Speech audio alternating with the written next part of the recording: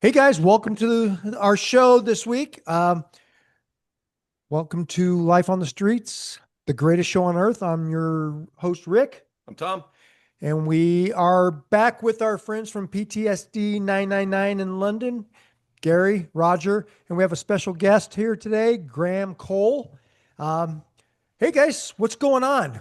What's happened since our last show? Yeah, good morning, or hello, good evening, wherever it is now, time-wise.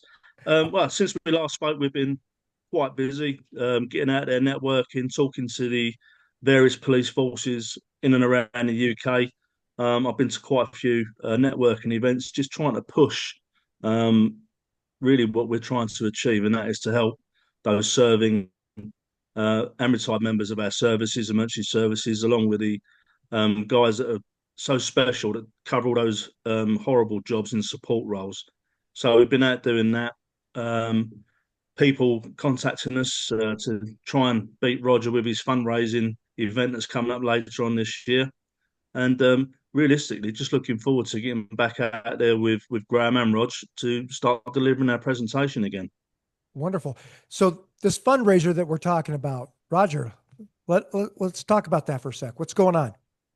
Yeah, well, we mentioned it on the last podcast. So the idea behind it is to try and raise money as we did with the last one. But this time we want to go big. I want to put myself outside of my comfort zone. So we're doing a cycle ride round about 500 kilometers now. And like I said, I've never ridden before. I've literally just bought myself a bike and I've started training. The reason behind that, I want to put myself outside my comfort zone, just like the guys and girls do on the front line. They're out of the comfort zone all the time. So I don't want to make it easy. I want to make it a challenge. You know what we call that here, though? We call that, Madness. no, we call that a hold my beer moment. Hold my beer and watch this.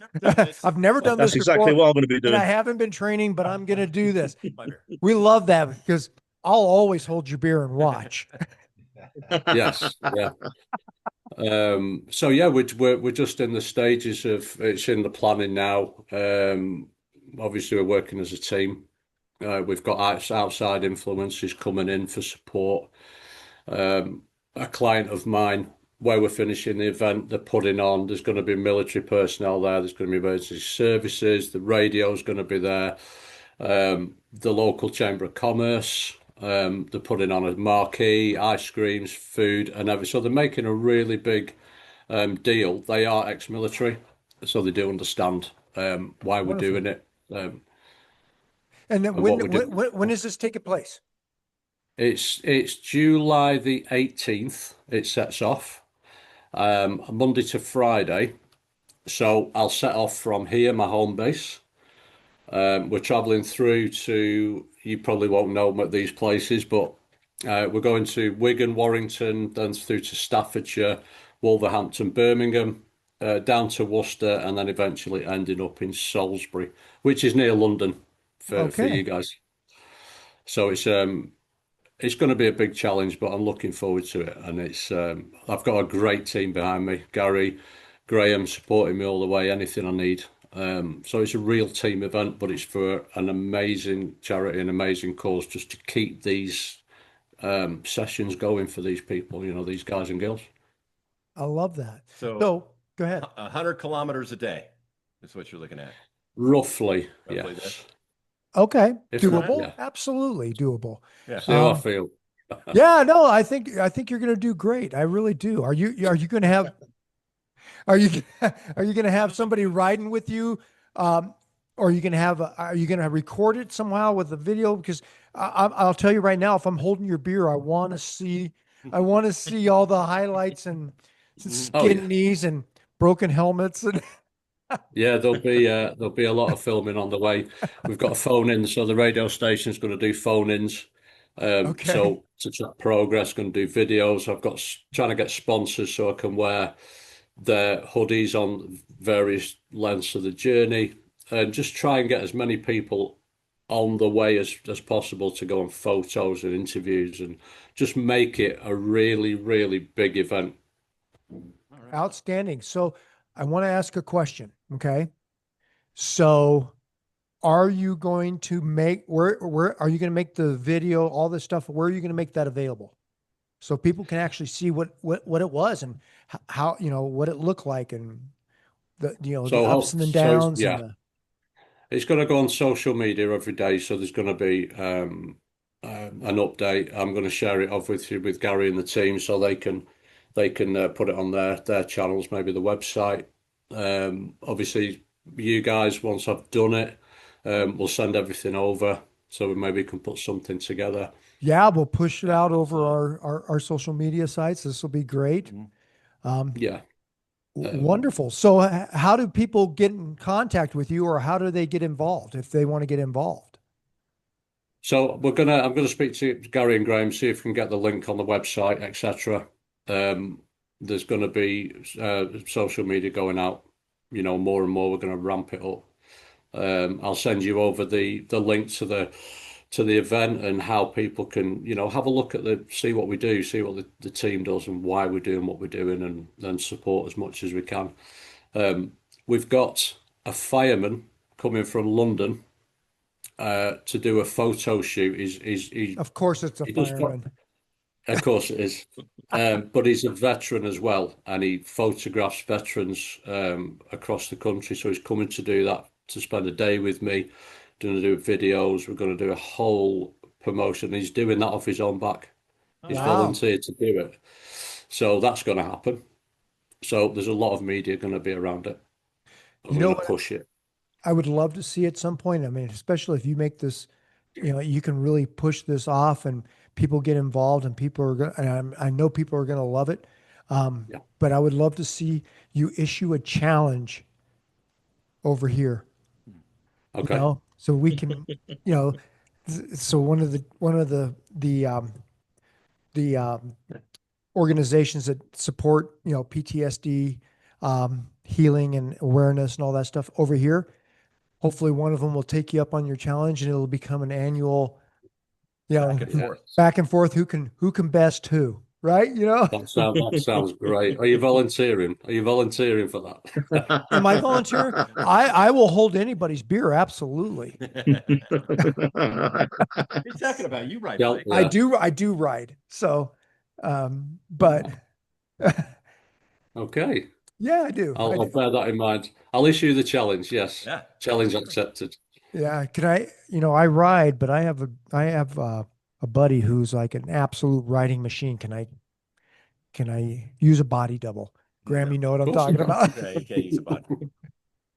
So I won't allow that. yeah, this buddy of mine, Mark, and he is a machine. He rides all the rides out here. He does the triple threat out here. He does the ride the Rockies and so where he's riding in the mountains, they do 100 miles a day through the Rocky Mountains. Yeah, elevation is not your friend. Yeah, so he loves that stuff. Yeah, no. Not me. I create more cuss words that people have never heard. I get that, but where I start screaming I scream at older people that pass me. Why you got to There are show older off? people on the trails that you're on? Did I've had And you? I had a I this is no lie. I was riding a ride, for it was called the Elephant Rock ride, and it was through the hills, and I'm riding this, and I have this woman who probably was in her she had to have been in her 80s, pass me, and have the nerve, the audacity to yell at me. You're doing great. You can do it. Keep it up.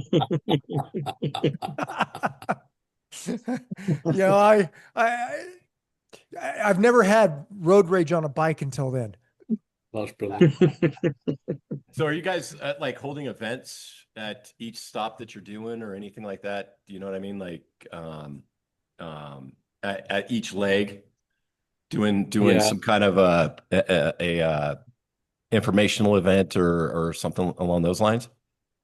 Yeah, what I'm going to try and do is on each leg is try and visit as many, emergency services as I can. So fire stations, police, ambulance, anything like that. And just ahead of time, make them aware I'm going to be en route and then go and visit them and, do some pictures, do some filming, and for the people, the guys and ladies and gents that are actually doing this footing to show, around the country the different setups and the way they work. So yeah, that's what we're planning to do.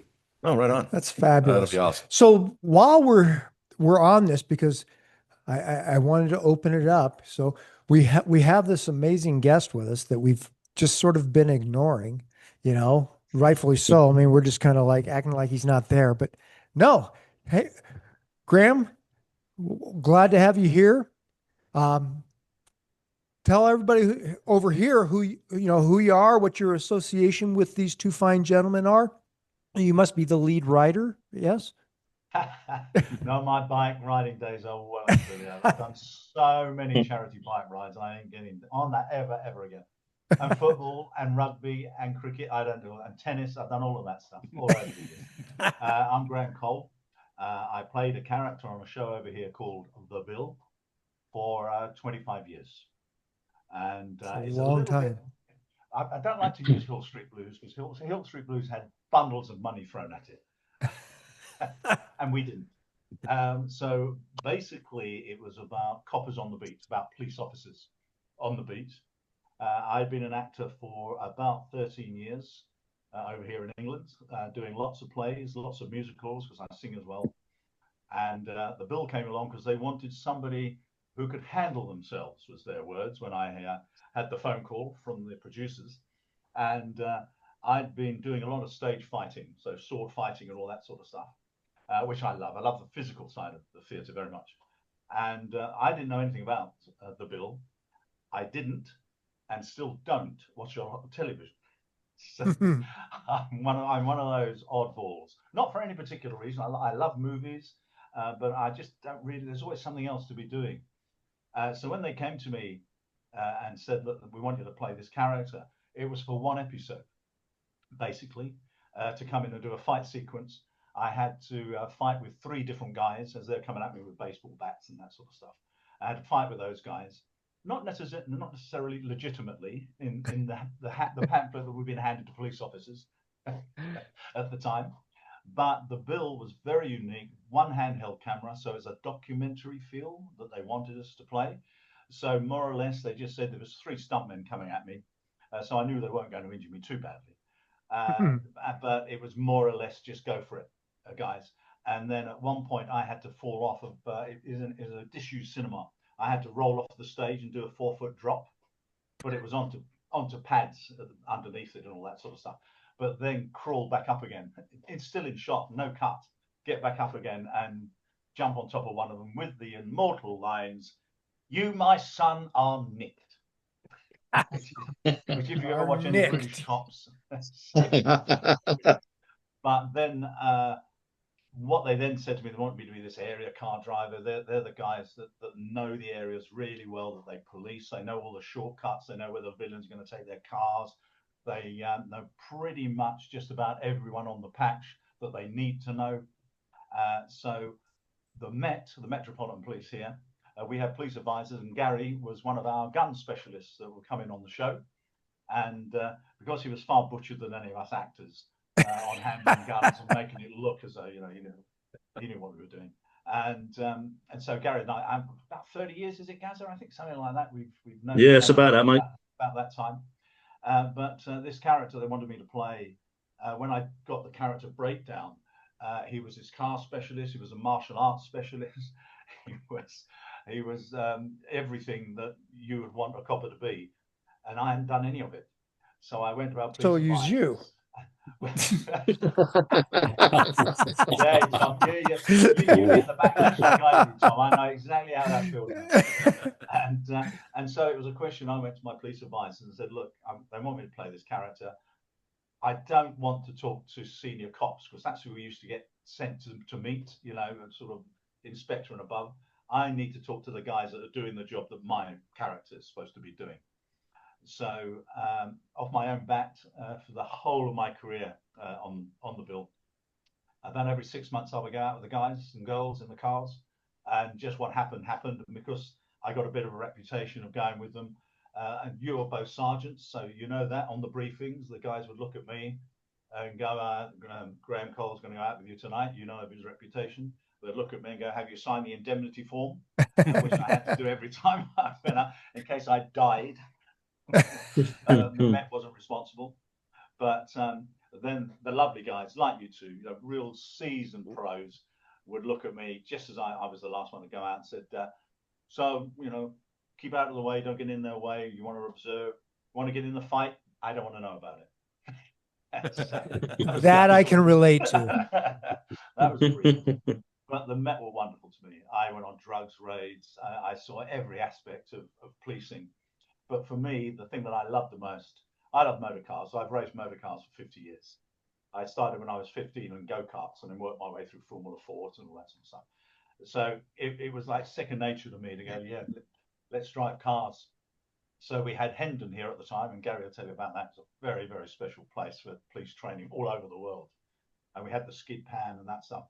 And in my 25 years playing Tony Stamp, I did that course 8 times with the guys and the girls. And so what it meant was when we were on the streets filming, I wasn't doubled. All the other actors were doubled. I was never doubled. So it didn't matter where they put this one camera. It was always me behind the wheel. But we were talking a little bit earlier, and I said the only difference between you and you guys would be that we've got dialogue to deliver, obviously, between us. And the teams that were out, they worked out this system of putting an A-frame on the door. So the camera was at the side of my face, and they were doing a 2-shot for me and whoever the other operator was beside me. And I'll be whizzing around the actual streets of London, sometimes shut off, sometimes not, with a 36,000-pound camera strapped to my door, trying to remember the dialogue, trying to remember what route we're going to go on. And if I was chasing the bandit car that's being driven by really experienced stunt guys, which route they're going to take. And hopefully not having too many white van men, so that my language didn't actually change and I stayed in character. Every now and again, there were quite a few outtakes. So I have to ask, I have to ask a question. How many cameras did you damage? None. And we actually got to the point where we came up and we had these road barriers, about 8-foot barriers. Okay. And, the guy said to me, I work for a charity called Childline for children in distress that could ring us up. And I was a counsellor on that for a while. So I said, well, if you give me some money for the charity, and the group said, we'll give you 100 quid. Okay, what's the challenge? To get the car and the camera through that 8-foot barrier without taking it off. Okay. All right. Yeah, because I'm thinking there was a lot of clutch brake and handbrake stuff going on. I'm thinking that I would have lost that camera fairly quickly. It's always that you're going. Yeah. And did you hear that? Didn't we have a camera on the side here? The one thing you've got to remember, Rick, as I always used to say, whether Gary was advising us or anybody else, as the actor, I have the best out ever. He told me. There you go. Bottom line. But it got to such a reputation, really, that they would put a chalk mark on my tyre, a chalk mark on the curb for my finish mark. So then I'd go off to number ones, the shout action, I'd drive up, and they would have raising money for charities and stuff, how close those 2 chalk marks were to the curb each time. But of course, I was doing handbrake slides and all sorts of things. When I'd go back to Hendon, the inspectors, they were going, why are you here? You're sliding the car. One inspector once said to me, I told you, if you cannot hit the suspect with your door, you're not close enough. So he's got a very valid point on this. But that was never the case, because we always had to stop on the side of the road because they liked us to run across the road. The only thing that I would refuse to say ever was, stop, please. I just absolutely. I've just arrived in this jam sandwich, this white car with flashing headlights. They would put on the blues and twos. We wouldn't have the twos on. You can't hear yourself think, can you, in the car? They would dub those on later. So I said, if they don't know I'm there, they deserve to be run over. Well, I don't know that in my, that's true, because I don't know that in my career that I have ever said, stop police. And I'll tell you why. It's not that, it's probably good, but you're right. I mean, they knew we were cops, but it also comes across overly polite. Stop, please. That's very much like that. I used to say that all the time. When I was a canine handler. Oh, well. When I was a canine handler, I'd yell, stop police. And it meant for the police to stop because I was about to let the dog go. Oh, I've been there. And you don't want to be running when I let the dog go. No, Absolutely. And that's something the public don't realize, isn't it? Once the dog goes, anyone that's moving Or they not literally moving. all these met days, these open days, and I'd go and drive the cars for them on the field and all that sort of stuff when I was really well known. And the canine department always said, "Come out and be with us. We'll pad you up a little bit, and just run down there and stop when we say stop." There is nothing. I swear to your listeners and your watchers right now, there is nothing like hearing this coming up behind you. Yeah. It is. There's nothing like feeling the teeth entering your buttocks either. Absolutely. Yeah. And I had Trust me on this one. I I keep know. shouting, not the face. I'm filming tomorrow. Not the face. Not the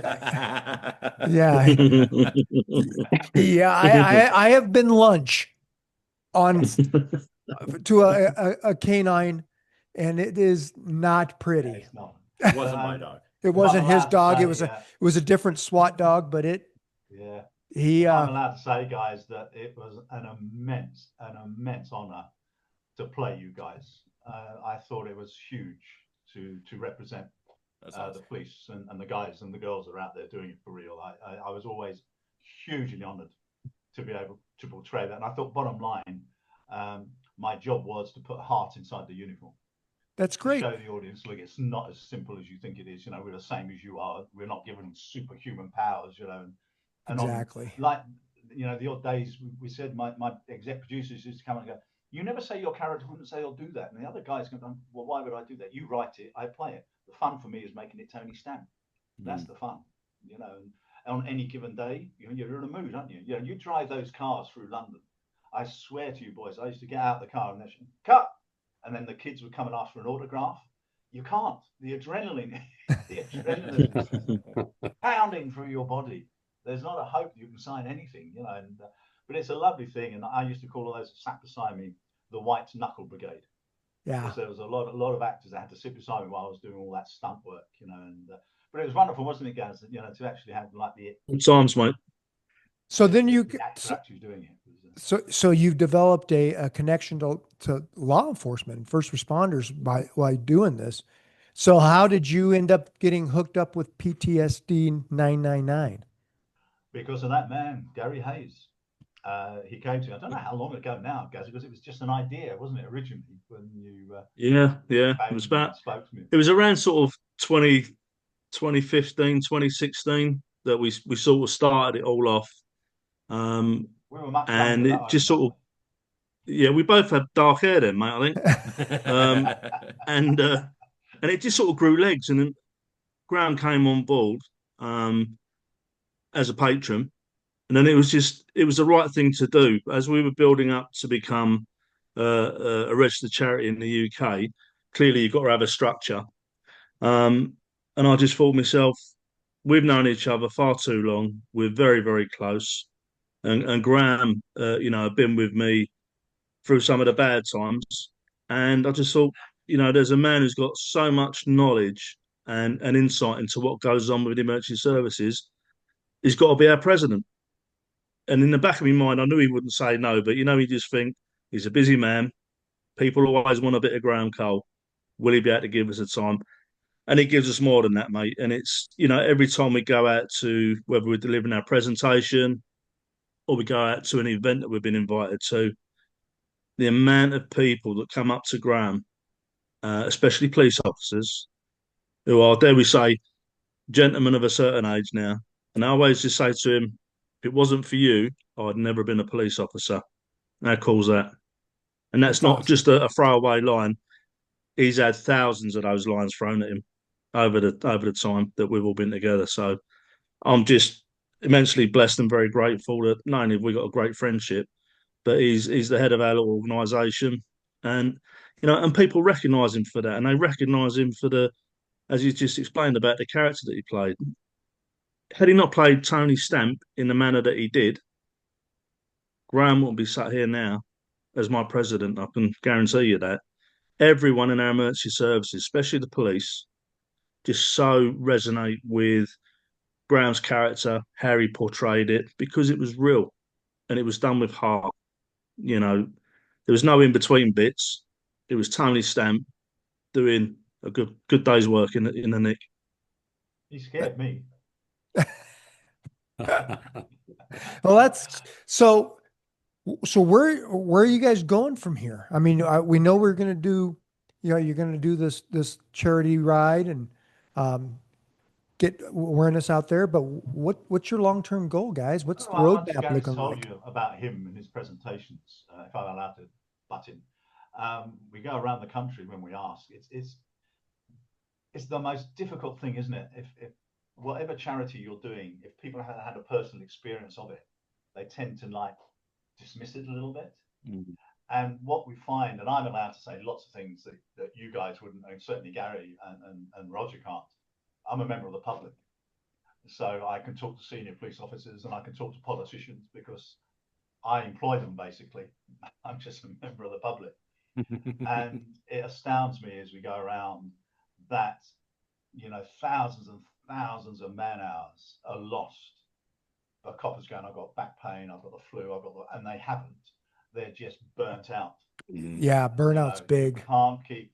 Well, one of the things that I do is I do a little bit of a chat before Gary does his beautiful presentations, and one of the things I say to them, look, you spend your lives working with people that I spend my life avoiding. And I like that that. is massive. That is That's huge. massive. Yeah, it really, really is. And can you just leave it? When you get home, with the wife and the kids, and that's the triggers that we can sort of teach the guys and the girls. Is when you get home. I don't know about Hill Street Blues kind of showed it, but we really showed the black humor of policing over here, and the show got into quite a lot of trouble because of it. But the thing you try and say, when you go and see a politician, to understand it, go out with them. At 4 o'clock in the morning, go to a block of flats on the ninth floor, have the door open by a little 4-year-old kid that doesn't bat an eyelid. There's 2 cops at his door because it's happened to him the whole of his life. Go there and see what these guys and these girls deal with on a daily basis. Get back in the car, another call comes. Get rid of all of that. Prepare yourself for whatever's coming next. It's massive. And that mindfulness, is wow. As an actor, I get rid of all that nonsense. And you do, I really do. And one of the things that I talk to the guys and girls about is at night, I just get rid of all the nonsense. Gary will probably talk to you because he has to lay beside me as I say in his hotel room. It's an old Buddhist. Yeah, we'll say that for another episode. Just at nighttime, just before you go to sleep, be careful of what you're watching. Over here, I'm always on about our TV execs. After 9 o'clock, it's all death and mayhem. Nothing else on television but that. So when you go to sleep, your psyche's locking into it. The same thing I would say to the guys and the girls, and I do upset a few of the managers on the way. We all know we've got bad managers. We all know there's bad people around them. When you're lying in bed before you go to sleep, just think that, what use are they to me? Yeah, they are my bosses, but they're a pain in the butt. They are utterly useless. Sling it. They're still going to be your bosses tomorrow, but they aren't going to affect you. Sling that stuff. You don't need that. So when you go to sleep, your psyche doesn't lock onto that. I haven't dreamt for about 30 years, other than Gary in his underwear. But in all honesty, that's what you just get rid of it. It's no use to you. It's too late now. It's out there. It's out Too there. late. It's out there, and I am not getting rid of that. But it's so important, and people, the hardest thing that Gary's always on about, particularly to the guy, talk. Unless you talk, nobody knows, but also just offload it, just get rid of it. It's so important.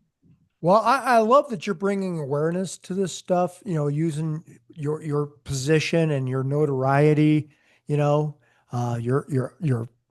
fan base, if you will, to bring awareness to the stuff that's going on over there in the UK. I think that's powerful. I think it's important. Over here, we have a lot of organizations that do these things, and I don't know that I think we're making inroads. We have celebrities and stuff that that I can think of off the top of my head that get behind this and attach their name to it, and I think that's always wonderful. I think it's So so the big thing important. about post-traumatic stress, if I may say, sorry, Rick, to interrupt. Yeah, but it's so hard for officers. All we deal with are the responders. All we deal with are the police officers, the guys and the girls that are out there that are doing it.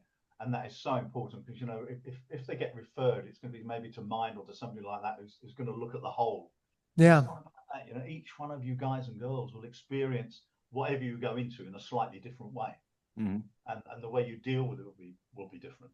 Well, and we're Just- professionals at compartmentalizing things. You know what I mean? like you guys, what the hell did you do when you stopped policing? I mean, what a world you stepped away from.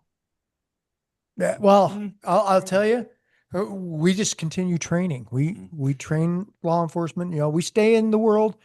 The only difference is I'm not putting people at risk for having to drag my bony butt out of something. So you're training now. Yeah, we do training, and Wow, fantastic. so and we it's interesting because we do this show, right?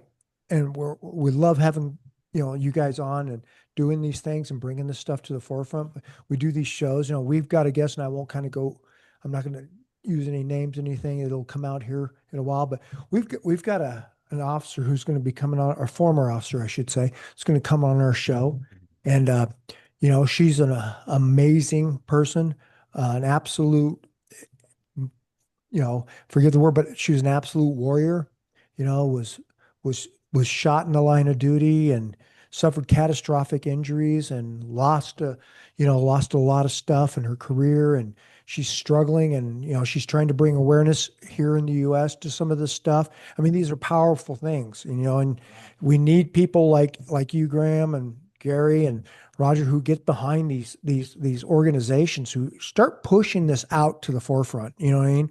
Who aren't afraid to get out there and say, hey, we need to rethink how we approach this stuff. When you get, because you're sergeants, your management, really, weren't you? So it's interesting when I'm really bad because I'm the most politically incorrect person you'll ever interview. But we went to a gig. I went with Gary and this pompous idiot met us and sort of, well, I don't know how many is going to turn up. You might get 5 or 6. If we get 2, that's fine. Over 200 people filled that room. Wow. And at the end, I met his eye and I just said, got a problem, haven't you, mate?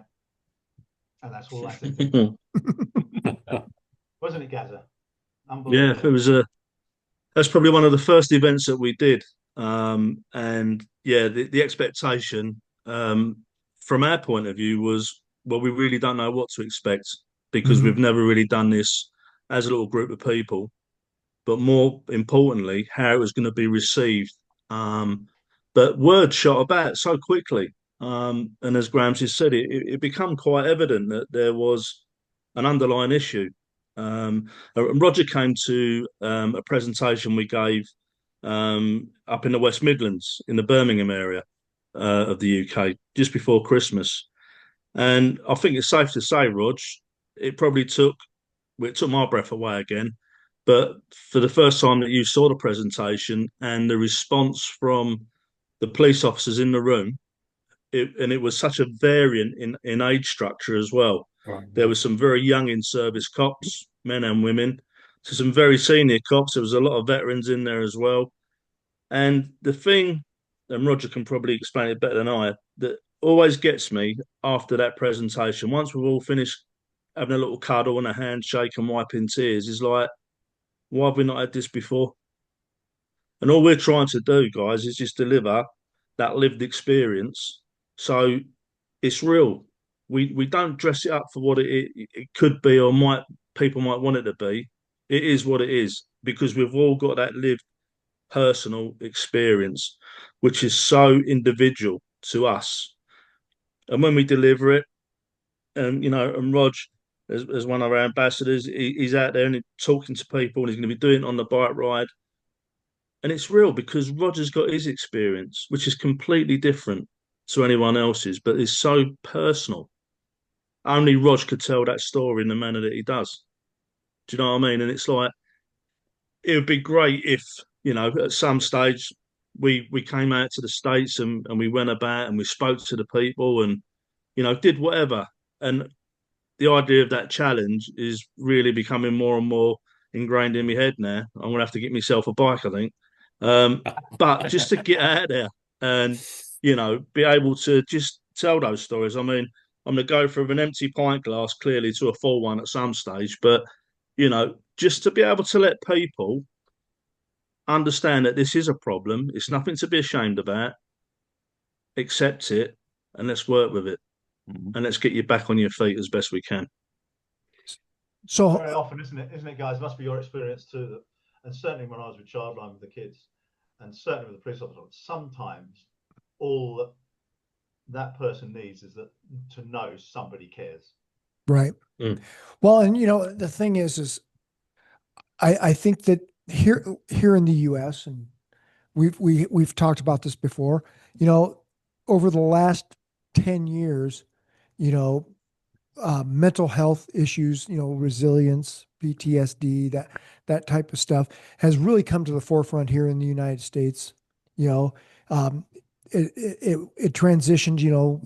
It really came about with our military veterans returning, from Afghanistan and Iraq and stuff. But it really started resonating that it was also not just a military problem, but a first responder problem because what we see, what we do is it's a different geography, but it's the same conflicts, right? Yeah. What we do, and so that's really taken off here. What about in the UK? Would you say that that's true now for the UK, or are you still getting there, or where do you think you're at on that? On a personal basis, before Graham and Ros jump in, I think we're just still scratching the surface because it's such a dirty word. If the emergency services for them to turn around and go, well, actually, you're only suffering because we sent you to that job. Let's not run away from the idea that we know that during our time in service, you're going to come across some pretty horrible stuff. You're going to see the worst part of humankind ever. Potentially, you might see a little bit of good stuff, which will take the edge off it a little bit. But primarily, all we're doing is dealing with some really nasty stuff. And for me, there was childhood trauma. That was that. Military, great time. Policing, fantastic until 2005 and the bombings. And what I did after the sort of the aftermath of the London bombings. Now, for me, trying to explain to people that yes, perhaps dealing with people that have taken their lives on a rail network, it's not a pleasant thing, and all the other side of stuff we see with the hangings and whatever else, it's very unpleasant. But for me, my PTSD is basically around reading a bereavement card from a dad who had lost his only son in the bombings. And it was my task to take the lad, and both Graham and Roger heard this in the presentation. And, my wife had just had our third son. Now, had he come around the probable due date, there's every chance that she would have been on the Aldgate train that was caught up in that explosion. And I would have lost my wife and me unborn son. So a few simple words on a card really hit home for me. In fact, so much so that I remember it vividly. My legs buckled. I had to get out of the room. I left the young fella unattended, broke all the rules, and I just had to get me breath. I was suffocated in there from a few what I would suggest are simple but blow away words. And it people still struggle with that concept. They always go, well, what was on the card? What did he write? And my reply is simple. What would you write to your only son? Right. So for me, yeah, lots of trauma and dealing with lots of trauma, but a simple vicarious trauma was enough for me. And we need to really express this through our emergency services and bring it into play really for the men and women that are getting close to retirement, because they're about to leave the biggest family they've ever had, and all of a sudden you're no longer part of that, and you're sitting there lonely in your front room with no one to talk to. And this is where a completely different side of that trauma creeps in. And, sadly, people, you know, can't see a way out from that, and sadly take their lives, and it's just awful. We just need to do something, and like we touched on base on last time with you guys. Hmm. If we had a model that you have to look after your veterans over here, we would be in a much better place. Seriously, would. Sure. So, and and I love that you say that, but um, I think it's one of those things that we we come from two different um, environments just Mm. because of do you know what I mean? I mean, Yeah, where yeah, yeah. um, over here, because we are everybody has a right to to carry Carry firearms. arms, yeah. And our gun violence here is huge, right? Um, so I think that we got the slap in the face a little more briskly than what you guys got. Not saying that we're better or different at it's just because that's our reality. Do you know what I mean? Mm. So, and I think that we were forced earlier to deal with that, especially with our veterans coming back because they're coming from what is a war zone to what people here describe as another war zone. Yeah, yeah, So I yeah. mean, so I think we were pushed towards that a little differently than you guys are. I think that you guys see your absolute fair share, and it's not taken away from that at all. But to the public, it's a little more subtle, right? They don't see it. Mm. Whereas here, with some of the stuff that goes on, it's loud and it's noisy and it's messy and chaotic. Mm. Mm. I think too, Yeah. from our children from COVID. I don't think I mean, you didn't shut down as we did over here. From Right. our kids, they really, really suffered almost 2 years of seeing no one. And if you did go out, all you saw were eyes. The Yeah. rest were covered up with masks and stuff. We've probably lost a whole generation of kids who've lost that ability to talk. The mobile phones, don't get me started on those, and the pads, don't get me started on those either. We're going to lose another generation where they're forgetting how to even communicate with each other. I do something over here called pantomime. You don't do it in your country, but every Christmas we go and play these weird sort of characters from Cinderella and all that sort of stuff. I always play the baddie because the wife tells me there's no rehearsal necessary. When you go out there, the fascinating thing there is you see so very often for the first 10, 15 minutes, these kids don't realize you're real. They're so used to looking at the screens and they forget to actually, yeah, it's real. Oh, wow, you can see me, and that kind of stuff. But I think the mindfulness is coming around now. I mean, that our education system is in turmoil as well because, children are being diagnosed with all sorts of stuff. They're being diagnosed with because their parents also went through COVID. Suddenly their dads were at home for 12 hours a day and never been there before. There were Yeah. more breakups, marriages and stuff like that. And Gary, very much at the forefront of that, receiving the bodies and all that sort of stuff that he did throughout that, let alone what he faced as a British Transport Police officer on a daily basis. And I've heard his presentation hundreds of times, and still the tears will flow because it's real. And I think the guys, and we've been to see other presentations, and I've kind of gone, don't believe him. Just don't believe it. It's bravado. It's Gaz's isn't, and because the emotion is so real, it's so beautifully put together. I don't want to give too much away because obviously it's. They keep asking us to tape it, don't they, Gaz? And we keep going, well, no, Yeah. we're not going to do it. It's like I do a one-man show. I'm not going to tape that because if I tape it, you'll all buy a £2 tape, and I'll never see anybody in the theatre again. And it has to be. It's of that moment. And to be in a room when Gary is delivering it's beautiful and so poignant, and you see these guys and girls really identifying with him. And of course, the big thing about it, isn't it, that you can't get the managements to understand it. It's about prevention. Yeah. It's about saying to the guys and girls, don't get to that point. That's what we're Mm. trying to tell them. You know, talk to each other. I think it's coming slowly. We've still got that terrible butch thing, you know, with the guys over here. I mean, but sometimes I break all the rules. I used to break the rules anyway, but I'll break the rules sometimes because, you know, guys, if you deal with mindfulness, sometimes there are no words. There's only a hug. Mm. Yeah. Sometimes there On is that nothing on to that say. note, when I first met these guys, I went down to Birmingham, um, and they had a stand, and I thought, you know what, I'm going to go down. As soon as I got there, I'd never met Graham before, ever. I got a hug, just like that.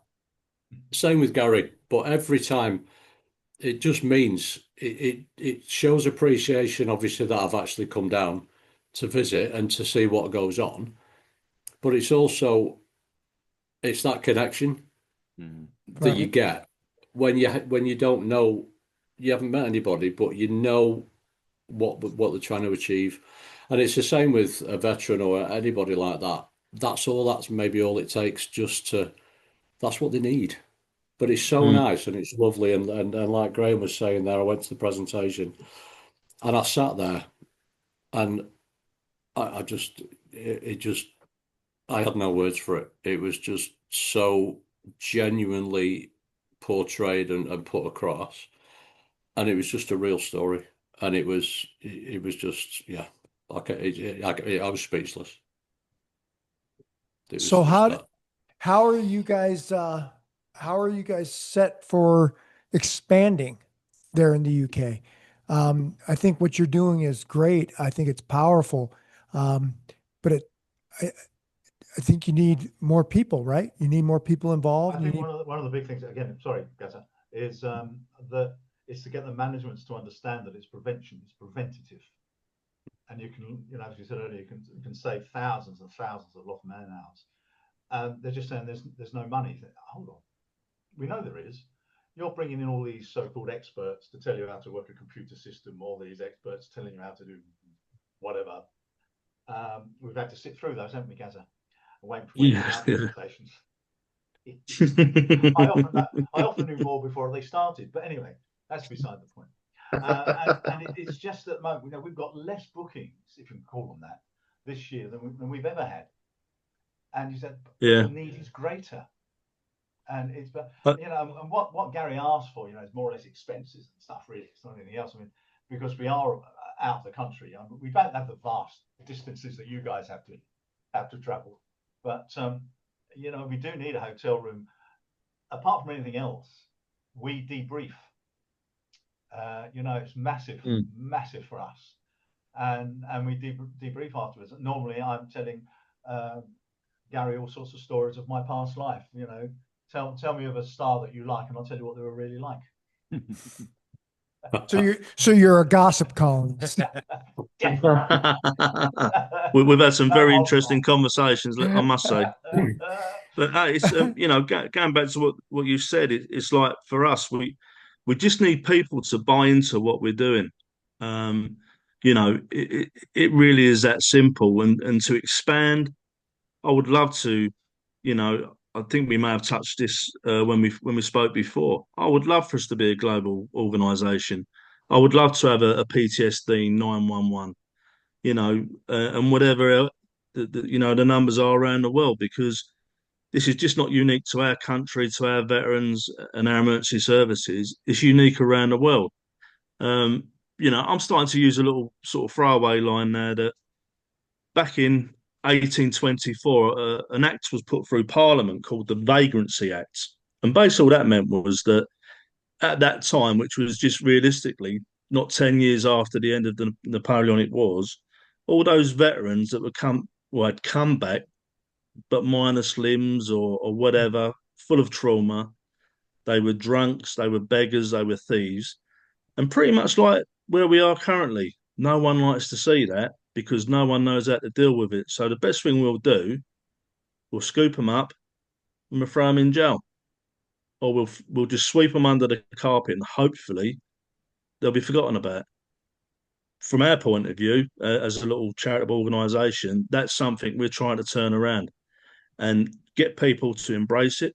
you know, when Roger's out riding his bike, and if there's a car behind him, all they're going to see is Roger's arse going up and down on that seat. But I can guarantee you, there'll be a sign on his back or across the arse of his seat saying PTSD 999, and people will go, "Nice arse, but what's PTSD 999 all about?" You know what I mean? And it's I'm going not to just sure the encourage message is. people. I'm not sure the message is going to be what you think it is if it's on his ass. He'll be Just on my gonna back. throw You know, that out there. Yeah, no, we'll do whatever we can do to expand. And, you know, I would love for us to be in a financial situation where I could employ people, because that would make my life so much easier. It would make Graham's easier, Roger's easier, because we could have people almost orchestrating our diaries, getting those bookings, and we can be doing what we're good at. I'm not a businessman, right? I don't really like standing up in front of loads of strange people and delivering our presentation and my little story. However, I'm slowly getting used to it, and I'll continue to do that. 2 weeks ago, I was at an event, networking event, and there were some very senior police officers in that room, and businessmen and women. And I was talking to what I believe were two very senior people within the AI world. When I actually looked up, I had 20 people around me, very engaged with what I was trying to say and what we're saying now. Listen, you know, it's not only this industry, the emergency services, the corporate world, the burnout, people taking their own lives, you know, vets, dentists, would you believe? In the construction industry, it's huge. Suicide is massive. And it's just, we can never stop it. But if we can slow it down with a little bit of education, that's what we're going to try and do. You know, that's all we're trying to do. I like that. It's very, very lucky over here, guys. I used to front the first, it was called Police Stop. It was the first of ever in the world where they released you guys actually doing the job. And I'll be doing a documentary on it and going out on various streets talking about road safety and stuff. And I did it for 17 years. And I always wanted to then front a documentary where I went around the world talking about policing. I did a little bit in Australia, a little bit in New Zealand. Now there's a thing for you. See, I opened up their skid pan in New Zealand. I'm an actor. It's just bizarre to be asked to do that kind of stuff. It's crazy. But I love the idea, you know, that we don't, and the majority of our policemen and women don't carry guns. I remember a senior cop said to me very, very long time ago, and I really made it Tony Stamp's mantra: the best piece of my equipment, my mouth. You know, Yeah, So true. Absolutely. Although we have some black belt mouths in the U.S. I don't know what you mean. So, Yeah. I love that you guys are doing this. I love this event that's coming up that you're going to do. I'll be honest with you. I can't wait to see the video because I think it's going to be. I think it's going to be great. I think it's going to be to see the people engaging in your cause and coming out to see what it's all about. And see you put yourself out there. Maybe even take a tumble or two. I will say, I'm just saying the quiet part out loud. Yeah. And I will be supporting you. I'm going to happen to be in Hawaii at that time. Oh, so I will send you daily pictures from the beach and Mai Tais as encouragement for you while you're doing your 100 kilometers a day ride. Hey, do me a favor. Send me pictures of the volcano that's lavaing all over the place too. Okay. So at the end of the ride, we'd like to see those. The budgie huggers, as they call them in Australia. What do you call it? What are we talking about budgie here? Huggers. I'll have to use, Is that the speedo? Budgie smugglers. I think so. It's the speed. Yeah, nobody wants to. I'll send you a little diagram, Rick. That might be the same as a banana hammock. A banana hammock. Yeah, that's that's it. That's the one. Yeah, nobody needs that. Especially if that hammock's in a big forest. The other thing that people aren't really quite ready for us in the presentation as well is the fact that humor's a massive part. of Yeah. getting Oh, yeah. over any kind of mental health issues or any of your other issues, and to get those endorphins going is huge. And I think, you know, like I said to you guys, I went to this NAPO conference, and which is the National Association of Retired Police Officers, which made me an honorary member. But I went to their AGM in Blackpool, and they just had this massive vote. There's like 400 delegates, and they had this massive vote. And to my left were the committee that they just outvoted to say we want more representation amongst us, not them. Ladies and gentlemen, Graham Cole. Walk out to the sound of my own footsteps. And the thing I just love about my brain and the experience, you won't know who Diane Abbott is, but she's pretty notorious over here. And she was a politician who wasn't terribly good with figures. And just from my brain, as I just went out in front of them and said, I'm really glad that the vote went that way. And so I've got 400 more or less on my side, I hope. Otherwise, I would feel like Diane Abbott's accountant. And that the whole thing just went, where it comes from, I don't know. But as I said to you guys, only yesterday, a guy came up to me in Costco. I was at that conference, and you know, your 20 minutes was just what we needed. And you just do, you know, if you can work, and that humor that you guys had that we tried to bring to the bill is so vital, so absolutely vital. And I love it when the writers used to write that stuff. You know, you're obstructing a police officer in the course of his duty, so I'm going to arrest you. And also, can you just bear in mind that could you perhaps behave someone in the size that you are and get another 6 mates and go into pantomime? And it's just that kind of beautiful comments that the writers would write. Could you pick on someone your own size if that's biologically possible? Isn't that beautiful?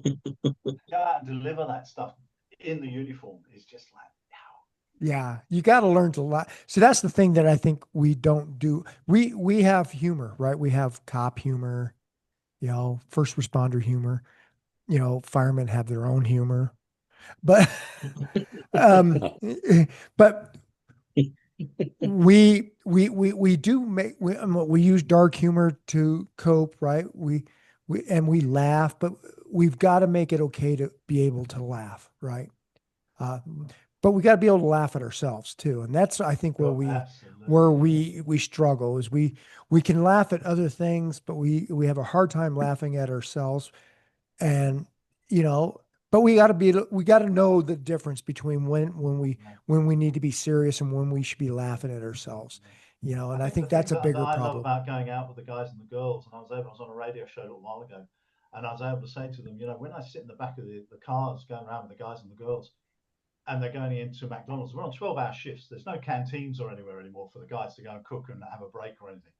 And as you go into the car park or the drive-through of McDonald's, or you'll get, shouldn't you be out chasing criminals? Why aren't you doing this? Why aren't you? You know, it's just absolutely relentless. And you know, I'm able to just say to the public, you know, just have a little bit of thought. You know, they're not superhuman. They're exactly the same as you are. They've chosen to do a very, very difficult job. And just support them. I don't know if it's like that for you guys in America. Is it? So they used to encourage you to sort of sit at cafes and stuff, didn't they? And sort of go to the bagel bars and things and be seen. Well, yeah. So I mean, a lot of businesses liked having officers frequent their establishments because, especially in high crime areas, you know, because that visible presence was a deterrent, right? Did it backfire? Yeah. Cause when you like having that, you know, 1 or 2 officers into your establishment is great. But then when you become the social gathering place for, you know, you have more cops than customers. Nobody likes that either. Yeah, I'll say. 7-Elevens. That's the place I'd go to. Yeah. 7-Elevens are your stop and robs. So it's very special. I mean, I'd love to know more about you two guys. I mean, we only had that little chat beforehand, and that was fascinating. 27 years. You're a bit like Gaz and I, aren't you? Yeah. That's amazing. That relationship is fantastic, isn't it? Well, don't get locked into the building, Roger. Yeah, there's the cleaners outside my office door waiting for me to leave. Well, hey, I think we'll take that cue. This has been great, guys. We hope to do some more with these. I really want to follow up with you guys, as this event gets closer and after the event. Yeah. Video is going to be huge.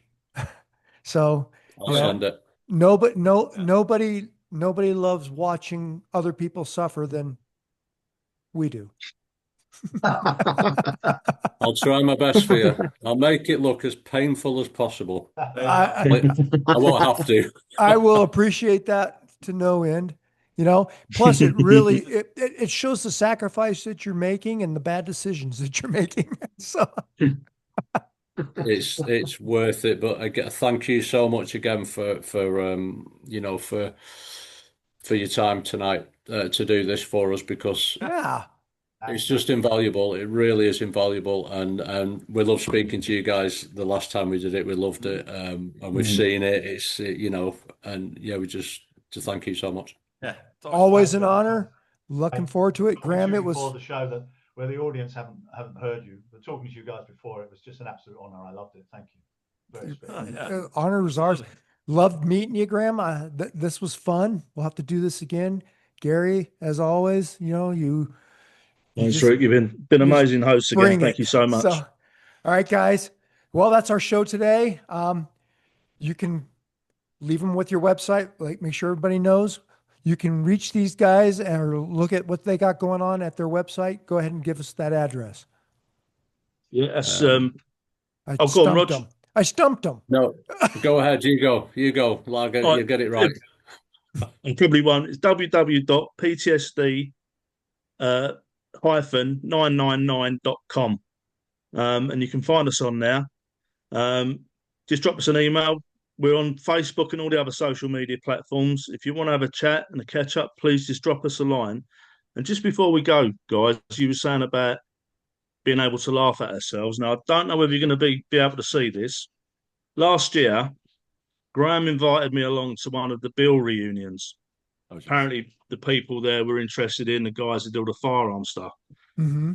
There was a gentleman there who took some stills from some of the film or the filming that we'd done and turned them into pictures, which the audience were asking us to sign. I've never signed an autograph in my life. So I don't know if you can see that. Oh, there's one. Oh my gosh. Look at that. That was one that was taken off. And then there was another one. Was that you? I'm afraid it was. In his gay time, that was. Oh, I love that. Brother, I don't want to be out of line here, but looking at that picture and looking now, I feel like they just turned the lights on in the bar. That looks like you were moonlighting in 70s porn at that point. Oh my God. You know what? When I was in the military, when I was in the military, they used to call me the old 70s/80s porn star, often referred to as the Ron Jeremy of the Royal Green Jackets. I didn't know where they were going with that. I know your theme song. Bow chicka wow wow. He's our very own Tom Selleck. Yeah, dear, oh dear. Yeah, it was. Well, that was worth seeing. Thank you so much. It was worth a laugh. No worries. We can laugh at ourselves.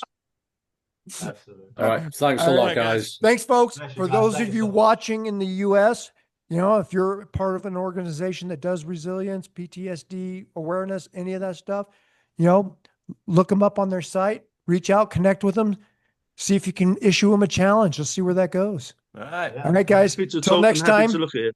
Yep. Bless you. Everybody Thank stay you so safe. much. Be safe. Thanks, Rick. Thank you, Bye, guys. guys. Cheers, lads. Bye-bye. Thanks a lot. All right, bye.